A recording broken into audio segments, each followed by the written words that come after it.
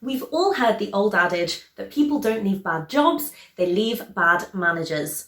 So I'm going to take you through the 5 types of toxic bosses, and you probably won't be able to change them a huge amount. So I'm going to tell you how to deal with these toxic bosses and make the most out of a bad situation. See if you can find your boss in all of this.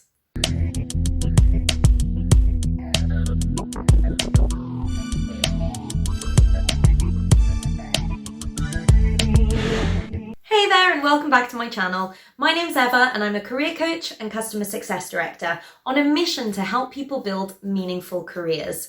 And let me tell you, it's so hard to do that when you have a toxic boss. So here are the 5 types of toxic bosses.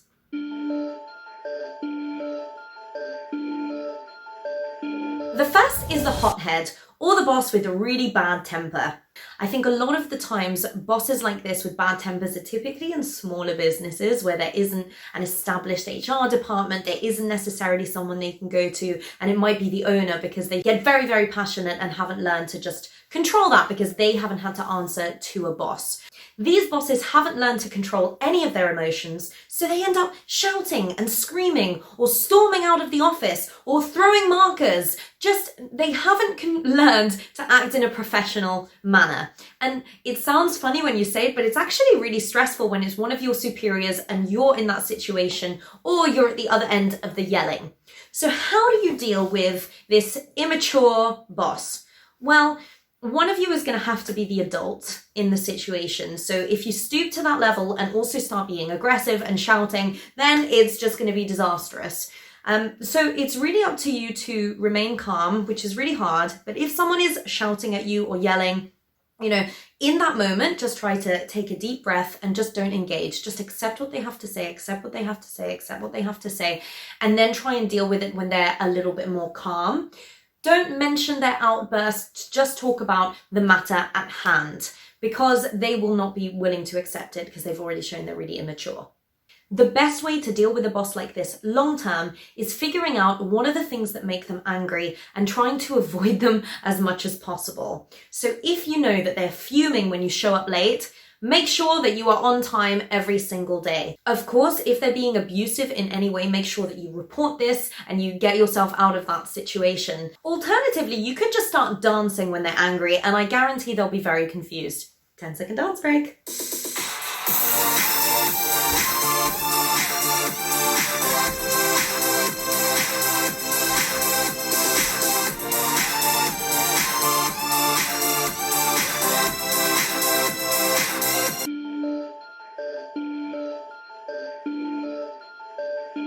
The second type of toxic boss is the slacker.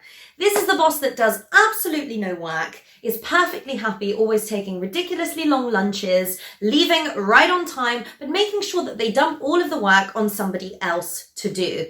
They're never going to be one to roll up their sleeves and say, come on team, let's get this done together. And they simply don't carry their weight. And while that is incredibly frustrating because you need that manager to be driving the team forward, there is probably a positive in how you can deal with this situation and make the most out of it. So how I would deal with a boss who is a slacker is seeing the opportunity to enhance and fast forward your own career. Because if that boss is a slacker, they're perfectly happy to shirk off a lot of their responsibilities. So think about, what do you want to get on your CV in a year's time? What do you want to have to show? And then ask for those opportunities. It's likely that the slacker boss will be perfectly happy to pass those on to you. And then you can bulk up your CV with all the experience and all the responsibilities that you have single-handedly managed, so that improves your career, even if they're not driving that for you.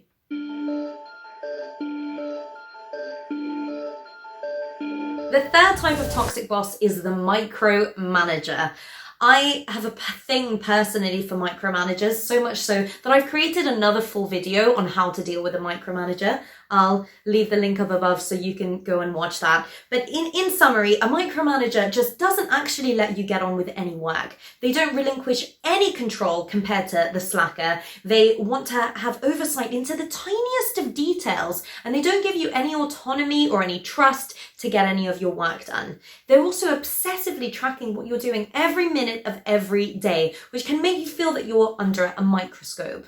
So the best way to deal with a micromanager, before you flat out just have a conversation and say, this is what I'm feeling, is to understand clearly what their expectations are of you and make sure that they are documented so that you know what you're aiming for and what you can meet.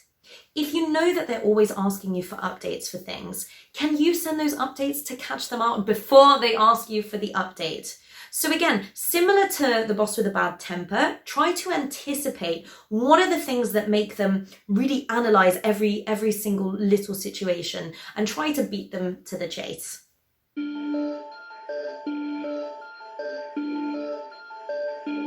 The fourth type of toxic boss is the egomaniac.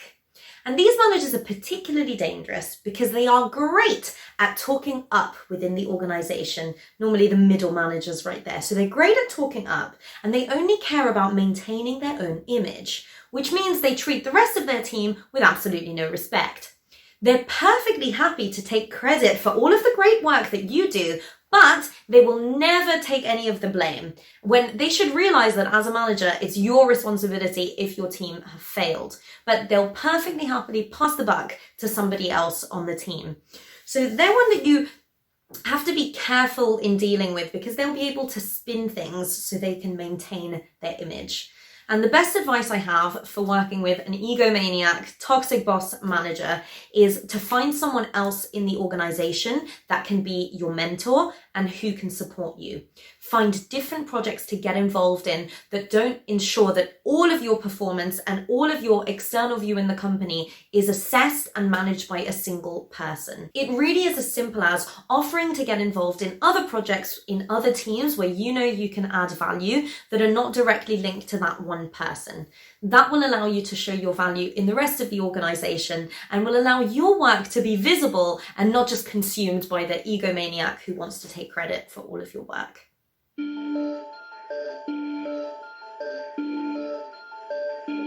I've saved the worst till last. The fifth type of toxic boss is the evil one. And there's really only one way to deal with them. Run!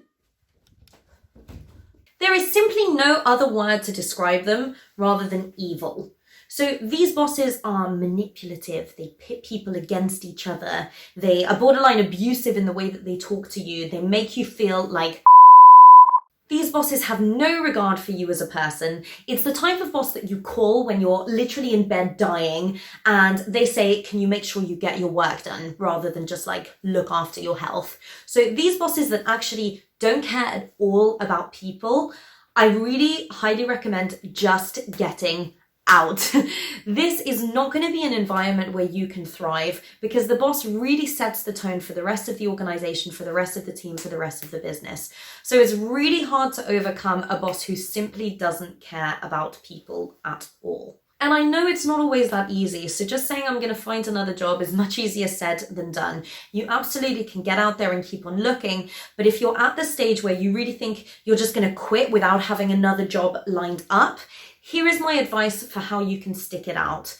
If nothing else, sticking it out will make you more resilient and you will be growing as a person, even though you're trying to avoid picking up all of those negative vibes. So my advice would be, when you're dealing with an evil boss like this, is to just be curious and observe them as though they're an animal in the wild.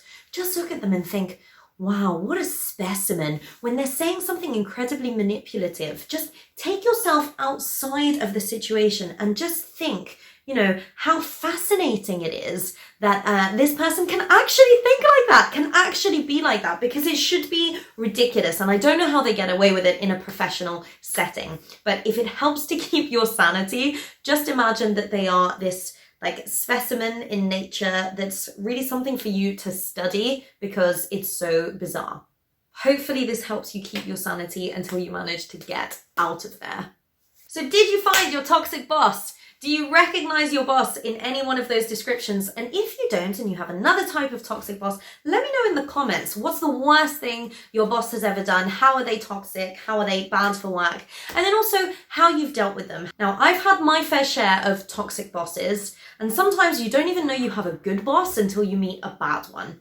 But I think it's important to remember that bosses are people too, they will make mistakes, but some of these toxic behaviors really do require either you getting out and finding yourself another role, or at the very least finding a way to manage the day-to-day before things get out of hand. Unfortunately, a lot of people are promoted into management roles because they're good at what they currently do. And they don't actually want to be responsible for managing others. That's not what drives them. And they haven't realized that it's a completely different job. So these managers are given no training and put into leadership positions. And what that leads to is toxic bosses. And you'll know if you've had one, which a lot of us have, that they make it so difficult to just show up and do your work every day. Know that it is in your control. You can't change what they do, but you can absolutely adjust your behavior to get the best out of a situation. Has it made you better in the end? And have you now found a boss that you really admire? So actually, let's not give all the bosses a really hard time. If you have a great boss, let me know in the comments. Thanks for watching.